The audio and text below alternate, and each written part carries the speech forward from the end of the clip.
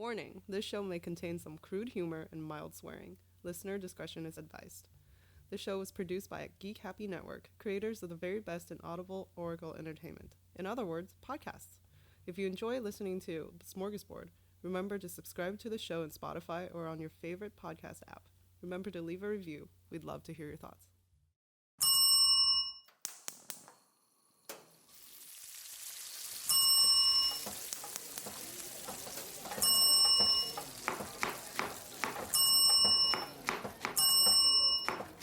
This is Smorgasbord! Welcome to Smorgasbord, a show where we explore the rituals, myths, and all things strange about the world of food. I'm Mik, and here with me is my co-host, Angel. And Kevin. Today we also have a special guest, Kevin, who's a plush turtle, so he can't talk.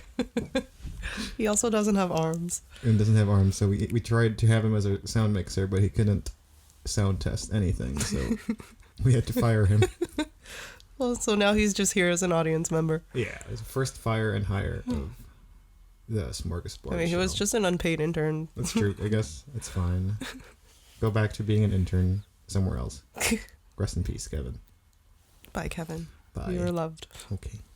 But today we're going to cover Boodlefight. Yeah. It was my first experience with Boodlefight. Yeah. So yesterday. To prepare for this, we planned a whole Boodlefight with some friends last night and had a big Boodlefight, which was awesome and delicious. There was no actual fighting involved. Food. I was expecting to punch people. Yeah, there wasn't. So yeah, today we'll cover Boodlefight, the history of it, and why on earth the Filipino cuisine decided to call something a Boodlefight. And where's the fighting? Well, where's the fighting? I wanted to fight people. Yeah. I was prepared to punch. Yeah, we didn't get all the waivers for it, so we couldn't do it properly. All right, yeah, I just ate. Yeah. But according to the dictionary... It sounds like my life.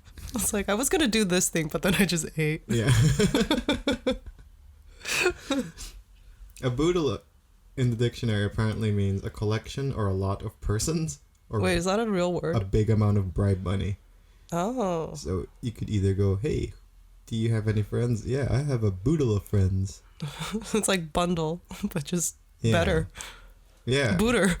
Or you could be like, you're under arrest for eating too much, but I have a boodle I could give you so you don't arrest me.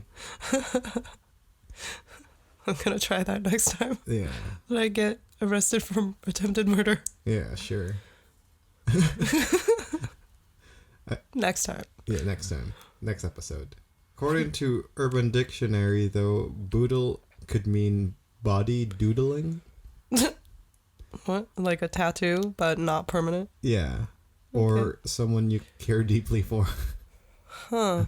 I mean, you can put someone you care deeply for on your body. Yeah. It'll be a boodle of a boodle. It's a boo-boo. A boodoodle. It's a boo-boo. Yeah.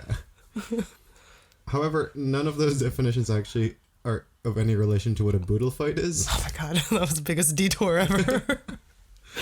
So I figured today we'll go through a little bit about the Philippine cuisine, the colonial and military history of the Philippines, and how all of this relates to a Boodlefight. And then we could talk a little bit about the Boodlefight.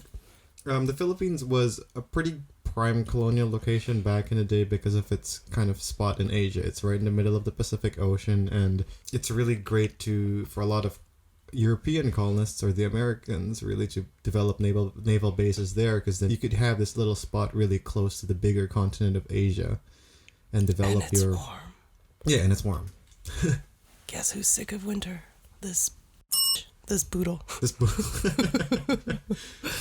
So the Philippines became a great point of entry for a lot of these colonial countries to enter Asia. So it's kind of like a good place. You could hang your boats there, and you don't have to worry about I would just hang out there by other countries. Yeah, so why leave? It's nice. And then I think eventually they were like, well, I mean, this place is good, so then they ended up colonizing the Philippines. We like this thing. It's ours now. Yeah, they ended up Why doesn't this work with my neighbor's stuff? I don't know. You should try it better. Booter. So yeah, all of that. The earliest people, though, who discovered and first inhabited the Philippines came long before the known colonizers of the Philippines, the Spaniards, came. Before the Spaniards, the Philippines was a long-established society of tribes who were not always peaceful, but, well, in par with other Asian counterparts. So the Philippines wasn't this poor-ass country compared to everybody else back then. There are records that suggest that the original inhabitants of the Philippines can date as far back as 700,000 years ago, and they believe to have arrived there by boat, by seafaring explorers of the mainland Asian continent. China? Well, China-ish, but mostly like Southeast Asia, so like the Malaysian countries. Like a lot of the Filipinos are descendant from the Mongol tribes. Oh, okay. So it's probably believed that one of the Mongol tribes decided to either go by boat and end up in the Philippines. Now, the Philippines does have 7,600 plus islands, so eventually a lot of the first settlers started expanding and growing into all the different islands of the Philippines. Which is why a lot of the influences and similarities you see from these tribes, if you look at historical and archaeological records, are fairly similar to Southeast Asia and China. They would be tribes that would trade with each other anyway. So you could see things like, in terms of religious influences, for example, the early tribes there were more Buddhist and Hindu related rather than the Christian traditions that we know the Philippines to be today. I did not know there's that many islands. There's a lot. There's a lot of islands. Yeah. 7,000. Oh. That's a lot. That's like how big is the smallest like 3 Big island? Macs in calories. It could be very small. Like there was an island we went to called Kamayan, which is somewhere in the middle of the Philippines. That one was tiny. For the most part, how it was tiny? You can walk from one end to the other in like 2 minutes. Yeah, pretty much. You could. It's all sand, and the land itself probably was, I don't know, a few meters. And the rest of it was just a sandbar. And you can have a tiny, tiny house. Yeah, and most of the island would disappear in high tide. Oh, but how fun. Pretty sweet island. That one's like 2 hours away by boat to like the bigger island. Were there like birds there? Yeah, Were there? I think so.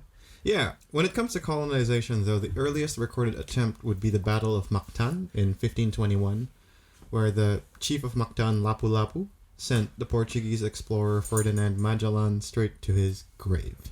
Yeah. Grave. Yeah. Murder. Exactly. Attempted murder. I think that's more self-defense, really. But in the battle, Magellan... For some reason, I really like murder right now.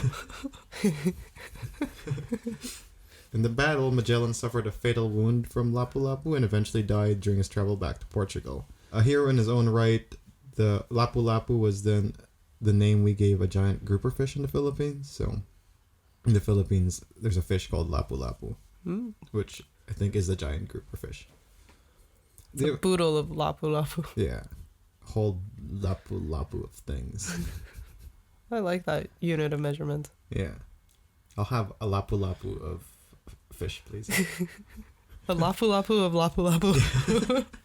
So yeah, actually, when I was in grade 3, my class name was Lapu-Lapu. Because each classroom would have different names based on the different tribes of the Philippines. And cool. I got Lapu-Lapu. Or tribal chiefs, I guess. Were you a 3rd grade chief? No, I was not. Oh. My class was. I was the class president. Oh, wow. Elected. Yikes. Not democratically, I threatened to beat people up. And they believed you? Oh, yeah. Eventually, with the mid-1500s, though, the Spanish would arrive and eventually colonize the Philippines for, well, a long 300 years. Bringing a rich cultural history of oppression and valiant battles of freedom.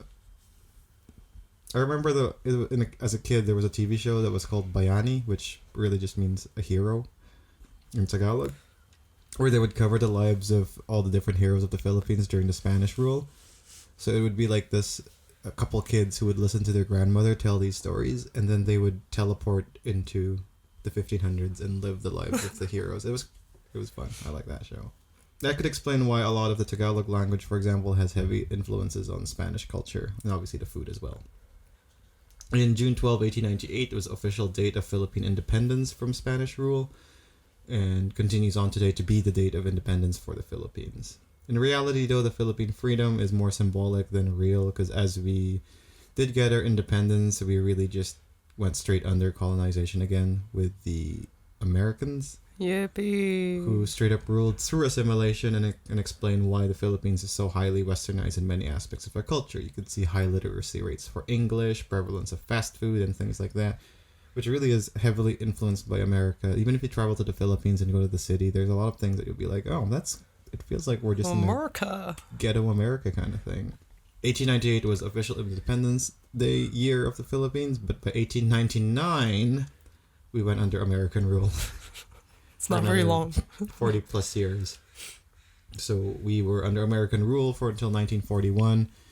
So in those 50 years, a lot of the Americans really didn't rule by force, but ruled by education. So they changed up the education system to, rather than it being more Spanish focused, became more English focused, which explains why my grandparents can speak both Spanish and English and Tagalog at the same time. And a lot of the education systems, if you see a lot of Filipinos, are very similarly educated to the Americans, but smarter. Bet your math scores are way better. Yeah. Maybe even our English scores. By 1941, we became free of American rule because Japan came and took over the Philippines for 5 years. Oh my God. And we were under Japanese rule from 1941 until 1945 for obvious World War II reasons. Not long enough to learn also Japanese. No, not at all. That was more of like a silent occupation, more really a military occupation. As I mentioned, the Philippines was a great naval location in the Pacific Ocean, so it was very strategic to own the Philippines. In 1945 is the official, at least on paper, is the last year that the Philippines was under colonial rule. There have been many internal battles in the Philippines, like the 1986 EDSA Revolution, or battling with a separatist militia group in the south called the Moro Islamic Liberation Front, or the MILF for short, or for Americans, MILF. Colonized by MILFs. It's similar to how in Canada there's the Quebecois party who's trying to separate from Canada. This is a similar party in the southern parts of the Philippines who are trying to separate from the rest of the Philippines. Funny story, speaking of MILFs, or really awkward acronyms. Would they be called MILFs? No, they're called MILF. No, I mean like if they separated. No, I don't think so. Would you be a Milfian? I believe that's just their Milfanese. The same way that ISIS, I guess, or I'm comparing them to a terrorist group. It's an abbrev. It's their group name, but not their political party or country name.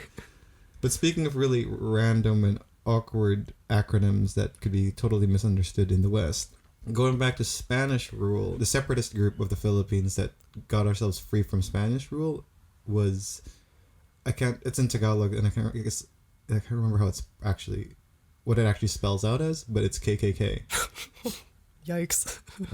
Which is about the freedom and whatever of the Philippines, I think, if it was translated. But yeah, so a good look. The group that brought freedom to the Philippines under Spanish rule was called the KKK. Huh. Imagine that. Yeah. A lot of these internal battles are really historically kind of cool to study. My dad was actually part of the 1986 EDSA Revolution, and we talk about how he almost got arrested because he was sneaking people in and out of the protests and stuff. Cool. But to be honest, in my opinion, is that the Philippines was never really free of any colonial rule. Many of the American bases still continue to exist in the Philippines until today. Much of the Philippine land has been freely, in quotation marks, freely sold to China. It's really, I don't really want to get too much into it because we're not a podcast about colonialization. We're a podcast about food. We speak a lot about it. Because it's a very important thing to understand and both appreciate and learn about, I think. It influences food a lot. Yeah. So yeah, like speaking of which, why is all of this information important for food? Well, all of this history of trade and colonialization and all of that, and the fact that we have over 7,600 islands is a big reason why the cuisine in the Philippines is ridiculously diverse and complex. I think in the last episode when we were talking about Chinese cuisine not being as simple as just kung pao chicken and having so many regional varieties, well, imagine 7,600 islands, both being colonized by 3 different countries, plus the trade happening between Asia and the Philippines and the influence of Southeast Asia. It's really hard to pinpoint exactly what Philippine cuisine could be like specifically. There's no really big unifying dish. I know in the West nowadays, a big popular dish that people tend to call Filipino cuisine or define Filipino cuisine Jollibee? It's Jolly. It's fried chicken. Yes, in terms of fast food. But also adobo, which is like a sweet and sour vinegary kind of It's like dish. slow cooked. Yeah. It's really good. Yeah. But yeah, so you can see that Filipino cuisine has so many similarities to many different cuisines that are influenced by Chinese, Spaniards, Italians, Indians, Japanese, and a whole mix of so many different countries. The halo halo, for example, apparently is highly influenced by Japanese There's cuisine. a lot of stuff in a halo halo. Yeah. I couldn't understand what I was tasting because Yeah. there's so much stuff. So halo halo is a Filipino dessert, which if you translate halo means to mix. So Yeah. it's just to a mix mixture of different things. literally everything that has sugar Yeah. in it. Yeah, but I found out yesterday it was influenced by Japan. Another factor that I think helps with the Filipino cuisine being so diverse is that the Filipino culture is somewhat quite of an adaptive culture that can be quite accepting of a few things. I'm putting this in a big parentheses because there are a lot of. This is more of a theory, I guess, than an actuality. But because of that, I think you can see a lot of Filipino cuisine. It's common for them to incorporate other cuisines, like how we talked about in Japan would incorporate a lot of Western influences into their own culture. So if you visit Manila now, you could see the ridiculous variety of different restaurants and food styles that the Philippines offers. Some would argue that maybe Paris may be the place for like good quality food, but when you talk about really the diverse hub of food nowadays, Manila is probably a better place to go to if you want to really see a variety of global food choices. And the Philippines will sweeten the out of everything. And a big part of it is because at its core, the Filipino food is really big on 3 different flavors, which is salty, sweet, and sour. Which I think is why people like adobo the most, because that really balances salty, sweet, and sour in its flavor. You could see the influence of different cultures in a lot of the Filipino food as well. Palabok, for example, is a noodle dish from the Philippines that you could see some inspirations of paella and Chinese noodles in. It's a noodle dish topped with very similar toppings that you would see in a paella as well. Actually, there's also a paella dish in the Philippines anyway. Pancit, which is a very common noodle dish squid? in the Philippines. No, that's pusit. The pusit is it? Yeah. Pancit is the noodles of pancit is very similar to Chinese noodles. Another noodle-based dish that is very inspired by some other culture is Filipino spaghetti, which is quite obviously influenced by Italians, but Italians would hate Filipino spaghetti, and a big part of it is They're real snooty. I only know one Italian. He's pretty snooty. I speak on his behalf. Yeah. But to be honest, if I was Italian and I saw Filipino spaghetti, they'd be like, that's not spaghetti. I was like, yeah, well, that's why it's called Filipino spaghetti. Now, I mean, that's what I feel like yeah. they would also feel about pizza that we eat here. Yeah, for sure, for sure. Filipino spaghetti is essentially a very sweet spaghetti that uses hot dogs instead of ground beef usually. That's great. It's amazing. better. It's delicious. I love it. And at the core, really, of every Filipino meal, that's probably the most central and important part of every Filipino's diet is rice. Specifically, Yes. white rice. There's actually... Yes. This is the reason why Angel cannot be Filipino at all. I thought I was honorary. You could be honorary with an asterisk. Yikes. Because white rice is really a big part of the Filipino culture. There's actually a rapper in LA, I think, called... I can't remember his name. I think it's... Oh, shoot, I can't remember his name. We'll post the link of a song somewhere. But essentially, he has a song, like a hip-hop song called White Rice. And the chorus goes, white rice is my soul food. I think it's dope. It's a good song. It's a funny song. But it's really a big staple of Filipino cuisine. You can see it in every household. Actually, a lot of Filipinos will have their rice to ulam. Ulam is essentially everything at the table that's not rice. So your I like vegetables, your meat, or whatever, it's all called ulam. Ulam? So I like ulam. Yeah. You don't like the rice. Yeah. But every Filipino has their ulam to rice ratio, and more often than 50-50? it's not 50-50. It's more rice than ulam almost always. So like that's 70-30? Yeah, probably. That's a lot I know of someone rice. who does 2 parts rice to every ulam. What? Yeah. That's so that's why insane when to we me. had the Boodlefight yesterday, right? There was There was a so lot much of rice. Yeah. Because Filipinos eat a lot of rice. We have so many different ways we could consume it as well, like regular rice, which we just call kanin. If you have we could also burn the rice and make it a little bit more crunchy. A lot of people love this. It's called tutong. I think I might be okay with that. Yeah. There's we also have a term for even leftover rice, which is bahaw, because the older the rice is, it's actually better to fry it for fried rice. And you get garlic rice, which is sinangag. You fry the rice. So we have different ways to consume rice. We'll eat rice for breakfast, lunch, and dinner. Maybe even have it for mid-afternoon snack. Yeah. It's a big part of our culture. Another big part of the Philippine culture is sauces, which we call sausawan. I think in here, we call it sauces, but I think in the Western world, it's more closer to dip than sauce, because sauce is usually something you have with the food, which is common in the Philippine cuisine as well. But I think a big part of the Philippine cuisine is dips. Like, I usually pour my dips onto my udon. Yeah, that's fine. Some people do. A lot of people do that too. For example, when you build the what do you call it? The cutlery for a Filipino meal. There's always a small little plate that is the dish. It's called the sausawan dish or whatever. Saucer.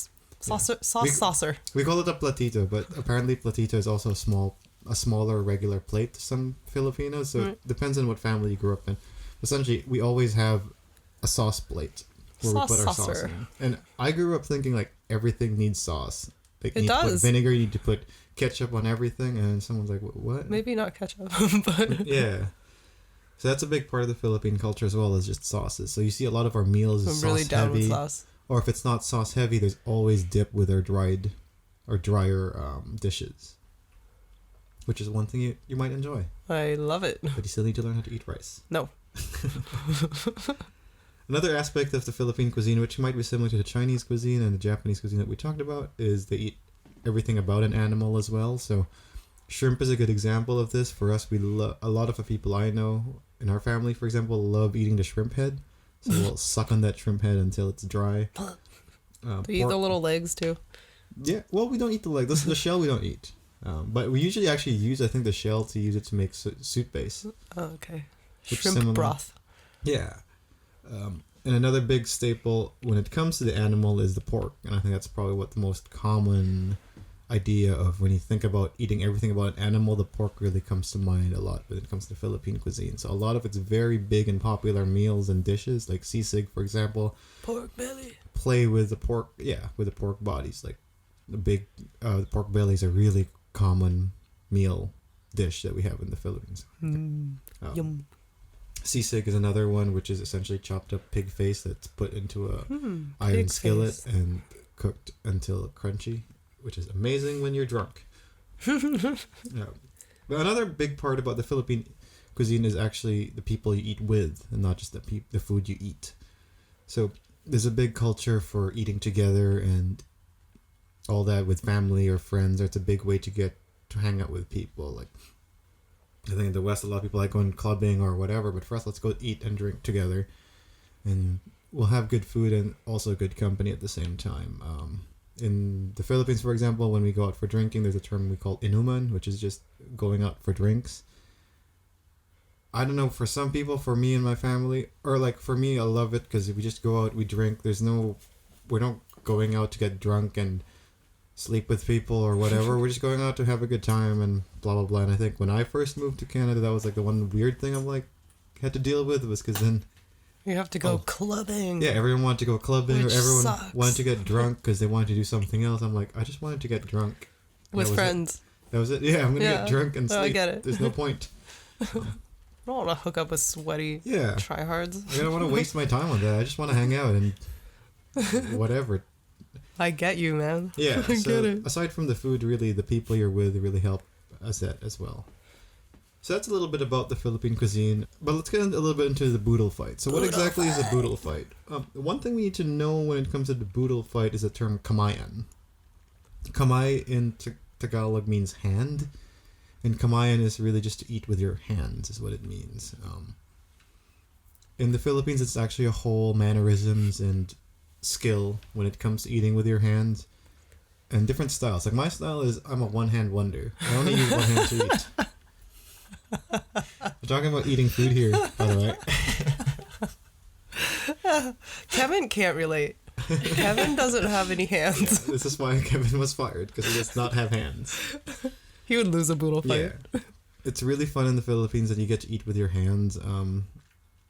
I find that it's a really cool way of eating. I find it's better way to enjoy the food because you could feel the texture of everything you're eating. You could enjoy all of that, and you have really better control of what you're able to I really eat. like feeling texture with my mouth instead.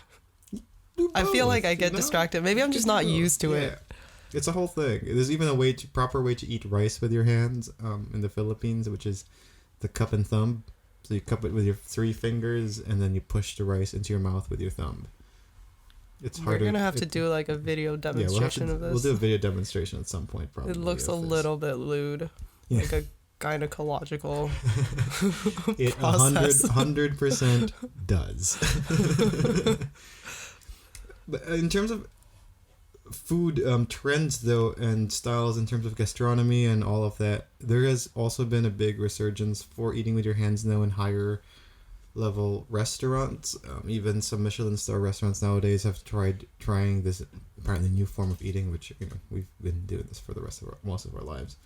I recommend trying to learn how to eat with your hands. It's dirty, it's messy, but it's also just a great way to enjoy your food, I feel. I can't stand the feeling of sauce on my hands. That's the one thing. It's sticky and I constantly was. I don't know if you saw how many napkins I went through last night. Because as soon as I get a little bit of sauce on my hands, I'm like, no! Yeah, but see, getting your hands dirty like that gives you that extra flavor. Finger flavor. So that's that's a big part of the Philippine culture as well. So when it comes to a boodle fight, the reason why we need to know about this is because that's a big rule of a boodle fight is... Wait, we should describe what like a boodle fight looks like. Yeah. Because I don't think... So if you've never heard of it, I don't think you know what it is at all. So what exactly is a boodle fight? Well, a boodle fight by definition pretty much means a free-for-all meal. Oh yeah, my favorite. Sources indicate that the term boodle comes from American military slang. Boodle means contraband sweets like cake, candy, or ice cream, stuff that you'd sneak into a military base. So boodle fight is essentially just a party of food brought in. Another potential reason why it's called boodle is the term caboodle, which is booty or whatever. But the history of the boodle fight actually comes from from the military and colonial times of the Philippines. Due to the long conditions and severe conditions of the war, you can't really stay idle for too long, or like you want to keep on the move all the time. So having to prepare meals for this is really hard to deal with. So the best way to deal with food and the soldiers and all that is really to just throw all the food in the middle of a table and just have everyone eat and grab from it. So that's essentially what a boodle fight is putting food in the middle of a table and just everyone having a free-for-all of eating whatever there is that is there. So during the military times or the war times, this is the way they kind of served food to the Filipino military. They put all the food in the middle and everybody could just eat in it. Of course, you could look into this and start talking about how, it is a great way to show equality and blah, blah, blah, because then no matter what rank you are, the food's in the middle of the table and everyone can just go and grab and eat. Or you have to fight off the stronger. Yeah. I think a big part of this also helped grow the Filipino military culture of creating a brotherhood, because then, you're eating together, you're all just there trying to... There's no way you could walk away with your food. There's no plates, there's no utensils, there's no cutlery.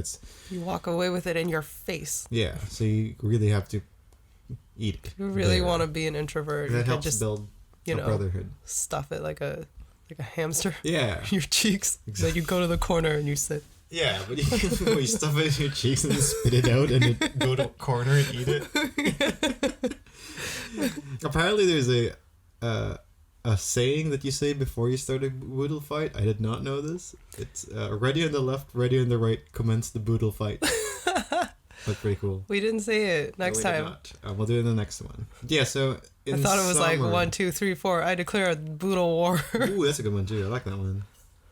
Yeah, so I think in summary, a boodle fight really is just a way of eating where you put all the food in the middle of the table, no plates, no cutlery, just hands. There's like a lining of banana leaves? Eat together.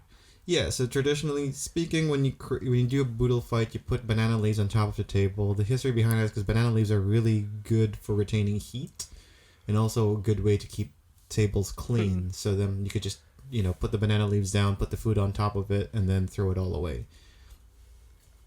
after. So this is a great way to eat. It's pretty straightforward. 100%. Yeah. A big reason why they didn't use utensils back during the war days is because then you use those forks to stab people with instead of to eat with, right? That's how you fight wars. More of apparently it was because you needed to keep quiet. You're hiding in a place, you're trying to eat in a war place, you don't want to be detected by the enemy combatants, and you also want to move fast. So handing out cutlery, handing out plates and all that takes time and also makes a lot of noise. So to be quiet, you just put down a bunch of banana leaves, put the food down, and you just eat quietly that way. Boodle fights also took place usually at night, so it's hard to eat with cutlery, it's hard to eat with all that. So eating together, having just one small source of light, and all that is a lot simpler. Today, obviously, we're not really hiding from anybody, Nazis. But a lot of, I think, the reason why we want to continue not using utensils is just a way to kind of respect the old culture of the Philippines, of that we used to do this because we did have to hide from people. Ninja eats. If you haven't had a boodle fight, that's really what it is. It's just banana leaves put in the middle of the plate, and you put a crap load of food. And we'll get into what the food is in just a bit here too as well. So when it comes to the preparation, there's really not a lot of preparation to this. You just got to find a big table. Yeah. You could put the banana leaves. There's a way to prepare your banana leaves if you don't know about that as well. You wipe it down first to dry it, and then you heat it up a little bit. Keeping it heat makes the banana leaves a little bit more glossy as well, and activates some of the chemical compounds in the banana leaf itself. It looks so pretty. It doesn't look hairy or dry. It just looks a little shinier. You also then could cover your table nowadays with plastic bags or something if you don't want to keep your table dirty. But I mean, it's a little bit redundant. But of course, here it's harder to find big banana leaves as well. So usually when you get a banana leaf here, it's a little bit smaller. It's already cut up. Yeah. So in the Philippines, it'd be bigger banana leaves, so you don't really need to cover it with another tablecloth. But once you put all the leaves down on the table, you essentially just put all the cooked food in the middle of the table. So usually you start with the rice first, and you put all the rice in the middle so everyone can have access to the rice, and then you start distributing the ulam all around. When it comes to what kind of ulam that we put in there, you could put so many different things. Sometimes you put pancit as well, so you have noodles and rice as an option. You could put a lot of the Filipino meats, barbecue meats, so like barbecue pork or chicken that you usually marinate in soy sauce and garlic. Rolls. We had spring rolls in ours. Grilled or fried fish is a common one. You could also put different breakfast items like longanisa, which is a pork sausage in the Philippines. Oh, I love that stuff. Tocino, which is pork belly that's marinated in a similar light as longanisa. So it's a sweet and salty pork belly, essentially. What it is. A big common one that a lot of people wish we had it in ours, but obviously it's a lot of money, is a lechon, which is just a whole roasted pig that you can put in the middle of the table. Like we said, there were spring rolls, which we call lumpia. Depending on your region, it could change as well. So instead of meat, you could have seafood. So when we were in that island back then, we had a seafood and pork boodle. So they had crabs and shellfish and all sorts of different things there as well. You can say it's a smorgasbord. Essentially, it's probably what it is. It's a Philippine smorgasbord, really. Yeah. You think about it. Of course, there's also some vegetables that we put there. Oh my god, those Brussels sprouts mango salsas. Were so good. Yeah, here we did it in Canada, so we had Brussels sprouts there. But it was like honey roasted or something. I don't know. It was great. Yeah. The one thing we had as well yesterday's boodle fight is achara, which was those stringy looking things by the rice. I don't know if you saw it. Yeah. It's fermented green papaya, which is fermented in vinegar. I love that stuff. That thing is my favorite thing. It's similar to like chutney in India or sauerkraut for Germans. Achara is what... Or kimchi, I guess, for Koreans. Pickled, we pickle green papayas, and it's amazing. When it comes to sausawan, or dipping sauces, we have a variety of different ones. The one we had was, because we had roasted fried pork belly, we had the mang tomas, which is liver sauce. Oh, I totally missed that because they put the cuppy too far from me. I didn't even see that it was there. Yeah, so that's the liver sauce. It's so good usually it's that or vinegar is the nice sauce to have with the roasted pork bellies. You also usually have spicy vinegar or toyo mansi, which is soy sauce, vinegar. And calamansi, which is the Filipino lime. So soy sauce and calamansi is a common mixture that we use. I like mine with spicy vinegar usually. Spicy vinegar sounds great. Yeah. When it comes to rice, it's usually just plain rice, but with ours we had garlic rice. Sometimes I put Java rice, which is done with tamarind. Coffee? Oh. Not tamarind, sorry. Turmeric. The magical spice, apparently. We also have something called bagoong rice, which is rice that's cooked over shrimp paste. It's delicious. That one you usually have shrimp paste and you have green mangoes served with it as well. Green mangoes. Grilled food is also common there. So like we said, there's barbecue pork, which is grilled with a marinade of soy sauce and vinegar. We also have... You had some kind of skewer, and I didn't know what was on it, but I ate like 4 of them. That's the barbecue. That thing's a very common party food as well. So we could keep going on the list, but really that's what it is. It's just a collection of food put with rice on a banana leaf and shared with everybody. So yeah, like a big part again is of Boodlefights nowadays is just celebrating it with the people you're with as well. So yesterday we celebrated it with our big film fam, and all our film friends came out and celebrated Boodlefight with us, and we all had karaoke after as well. Oh yeah. So that's How did you? When we asked the question of whether Boodlefights are good or not, how about you talk a little bit more about how the Boodlefight experience good or not? was? It was great. It was awesome. There's nothing to not like about my entire experience, except maybe that was my own bad judgment, the alcohol. Because I just personally can't digest it. Yeah. And shout out to the Viviero family who stars in one of the Geek Happy Network's horror show coming out in February. They bought us bottles of wine during the Boodlefight as well. So that's where the alcohol came from. That's where it all came from. Yep. Oh no, but it was delicious. I was very excited watching the people set it up. Yeah. Because it was on a assembly line. They were just going down the table. First it was the rice, and then it was the spring rolls, and then it was the skewers. I remember all this. I was looking at it like, when do I get to sit down and stuff my face? And then I chose to sit next to the vegetarian. Good strategy. Because I know she wouldn't go for any of the pork things or the chicken things or the skewer things. Yep, it's a good strategy. She got her own side plate for vegetarian things. Yeah. And it was fun because we got to celebrate with we...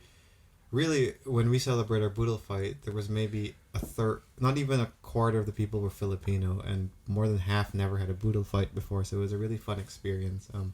I brought my brothers with me, so the moment they came in, the first thing they did was figure out the best spot. How did they figure it? What was their strategy? Boodle masters. Strategy was sit as close to the kitchen as possible. Oh, that's find the smallest table. Uh-huh. So you have less people to fight? Yeah. Okay. And then just conquer from there. All right. Well, I like the vegetarian strategy. The vegetarian strategy is a good strategy too, yeah. The one thing I noticed about it too that differentiated the rookies from the experienced Boodle fighters was all the rookies kept talking. Are you trying to socialize? In a real Boodle fight, it's time to eat. It's called a free for all food fest for a reason. You gotta get your. No, my head's in the game. You know when the food comes out. You gotta get nobody your food. Exists.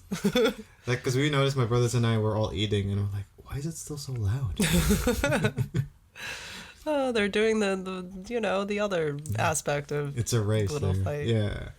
So that's another aspect, another hidden aspect of the Boodle fight is the silence.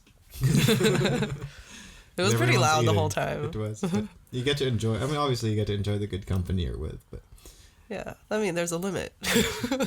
We were joking with one of Diane, who's never had a Boodle fight before. And we were telling her like, you just keep eating. That's what a Boodle fight is. And then when you're so full, I was so full, want to die, and you hate yourself that for was it. Me.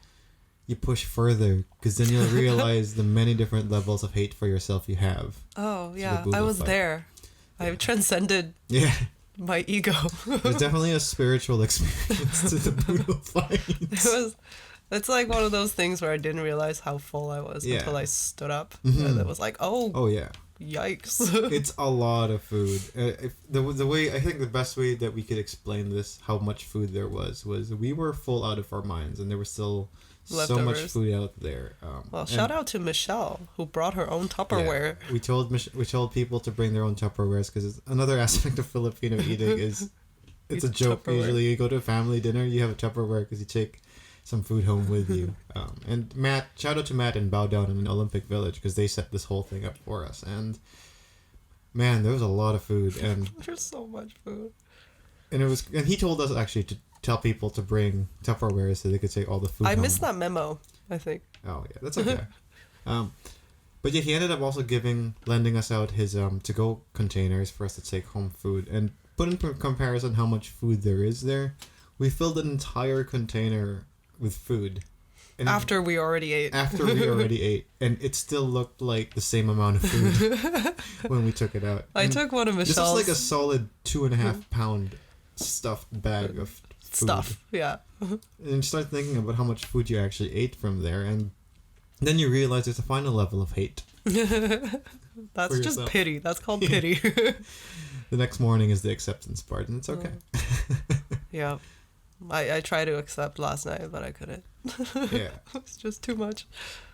Yeah, so when it comes to what are we eating, well, I don't think we'll be eating anything anytime soon, because we're still pretty full. Well, Mick gave me a bag of crack when I came here today.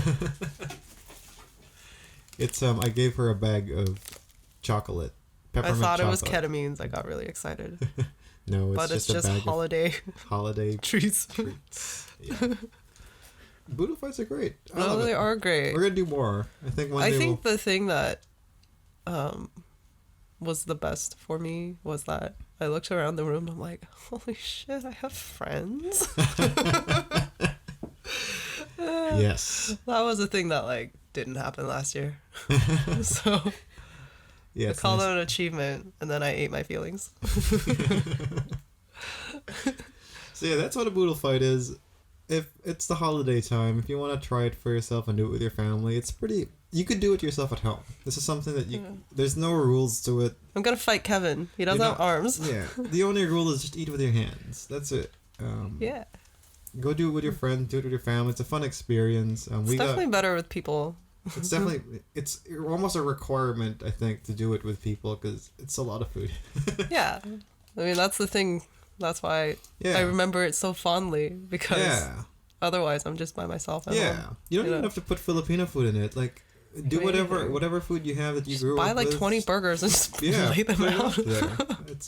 It's a time to enjoy with yourselves, and especially these holiday times. It's a great time to do it with whatever people you know. I don't know, whatever.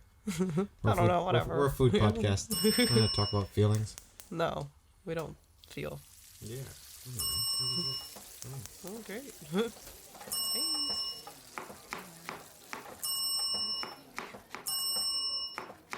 This is Smorgasbord.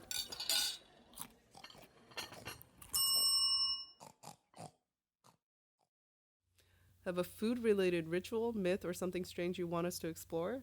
Send us a message through Facebook at Geek Happy Network. We'd love to hear from our fellow foodie listeners. And while you're there, remember to subscribe or follow us too.